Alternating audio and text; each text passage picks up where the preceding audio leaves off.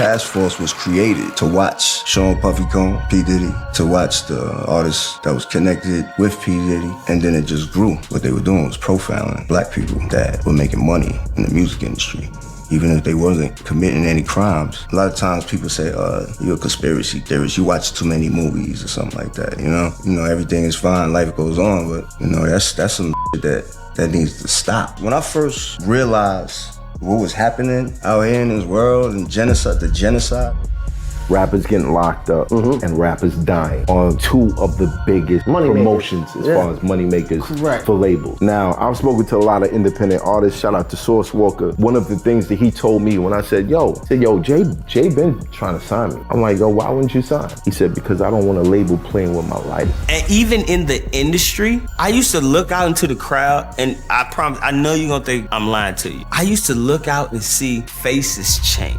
Everything felt demonic. Spiritual. Nothing felt right. I believe definitely maybe some of these label heads, like major labels and like major corporate companies, might have something to do with it, and they, you know, might be involved with the agenda. It's that these songs are activating like demons that I killed. You know what I'm saying? Like, I don't want to be that girl anymore. Like, I just want to be a mother. You know what I'm saying? Like, I don't want to be that old Cardi anymore. I left that lifestyle a long time ago, bro. Like, I don't want to be that anymore. Like, it's just coming back. The satanic whispers in hip-hop aren't anything new. But what if they're not just for shock value? What if these artists have been revealing the truth the whole time and you were too distracted to notice?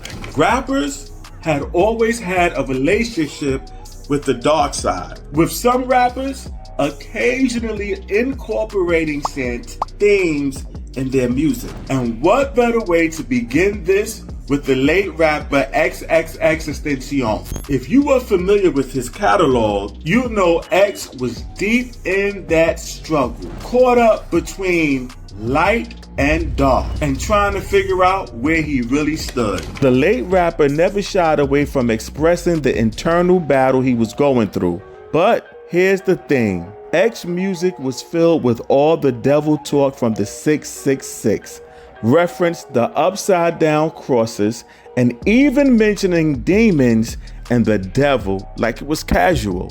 Take, for example, the track I Spoke to the Devil in Miami. He said everything would be fine. Now, listen to these lyrics and tell me this isn't some dark energy. All for the man, my lord, I spoke to a bat from me. He said he would save me if I gave him one thing he needed.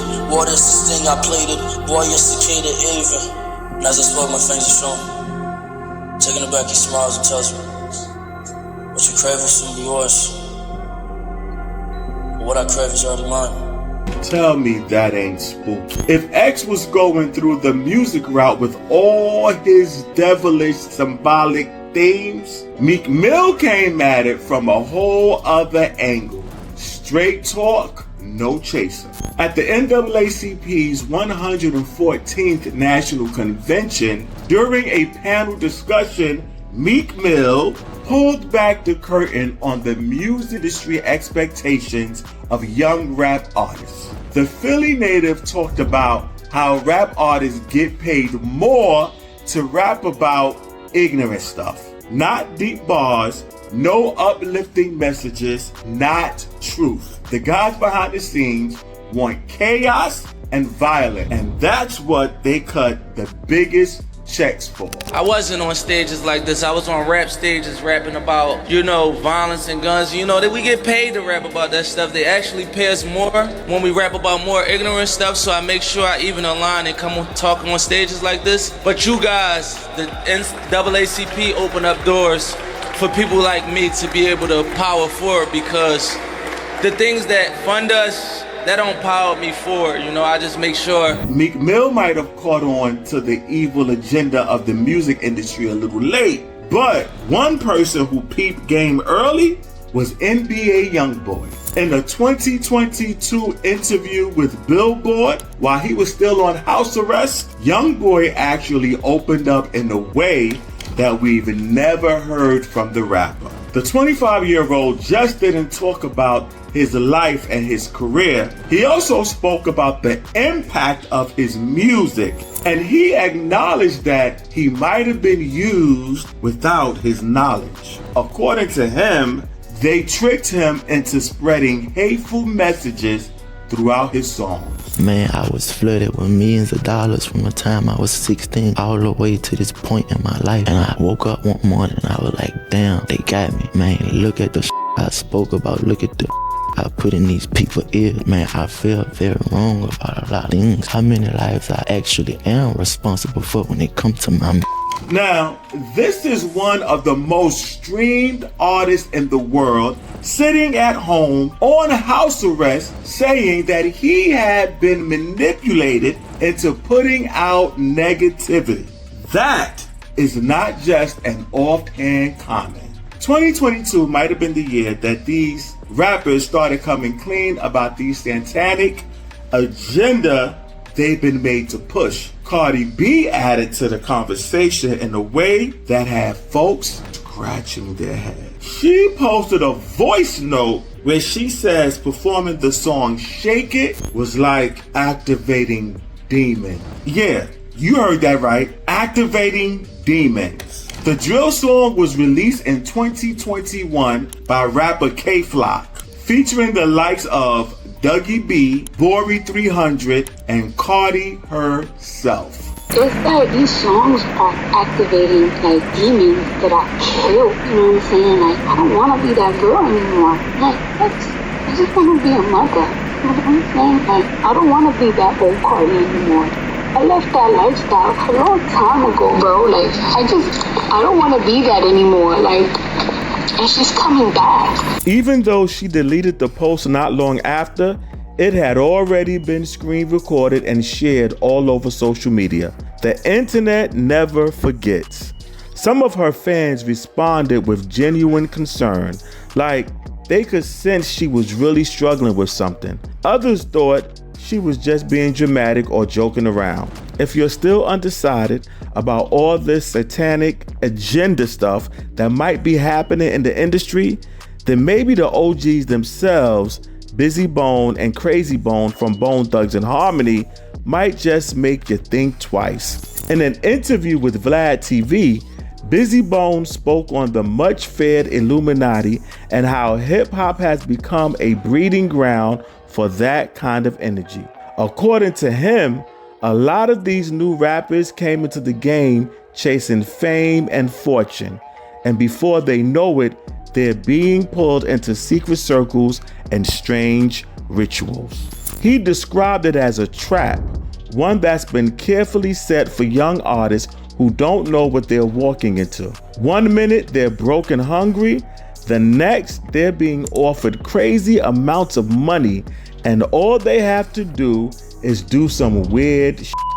Now, I think both of you guys had mentioned about the Illuminati and how hip hop sort of falls into the Illuminati trap and so forth. Can you talk about that? Yeah, I think a brother use anything in order to make it. He'll get out there and act like he's a or put on a dress and have a boo bear back at the house. It's all about profiteering at this point. You know what I'm saying? So it's like I take everything with a grain of salt. You know what I mean? As far as how deep I think somebody is. Now the influence on the people could be damaging depending on where they go with it. But to me, a motherfucker throw up a pentagram to sell 3 records. You know what I mean? Or to do something that's, ooh, I'm different, and so on and so forth. So what happens when an artist doesn't just speak on it, but tries to expose it? And that's where Prodigy of Mobb Deep comes in. When he passed in 2017, the official story claimed that he died from an accidental choking. But given his history, fans and conspiracy theorists was not buying this medical report. And this is because Prodigy had been warning people about the Illuminati for years. And this was way before it became a buzzword in hip-hop. I read some of your letters, man, because a lot of them hit the internet, man. One of the things you were talking about a lot while you were in prison was a lot of the conspiracy theory stuff, Illuminati stuff. Do you still believe that? Yeah, it's real. Back in 2017, Prodigy revealed the existence of a low-key group called the Hip Hop Task Force, which he claimed was created to keep a close watch on hip hop artists and their activities in a shady, behind-the-scenes way. Task Force was created to watch Sean Puffy Combs, P. Diddy, to watch the artists that was connected with P. Diddy, and then it just grew. What they were doing was profiling black people that were making money in the music industry, even if they wasn't committing any crimes. A lot of times people say, you're a conspiracy theorist, you watch too many movies or something like that, you know? But a lot of stuff I was learning was very real, you know? And we're supposed to be out here like you know, everything is fine, life goes on, but you know, that's some that needs to stop.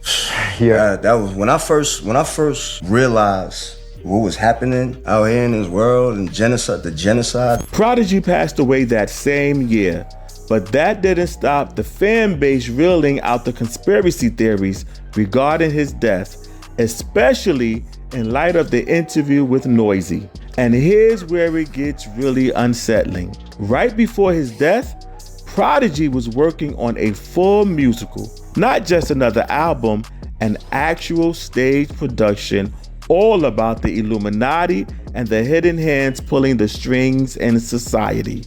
He was about to put everything he knew into a form that could reach even more people. Then suddenly, he's gone. Since we don't want to go full on conspiracy theory on this side, we can at least appreciate Prodigy's commitment to shining a light on the darker side of the industry.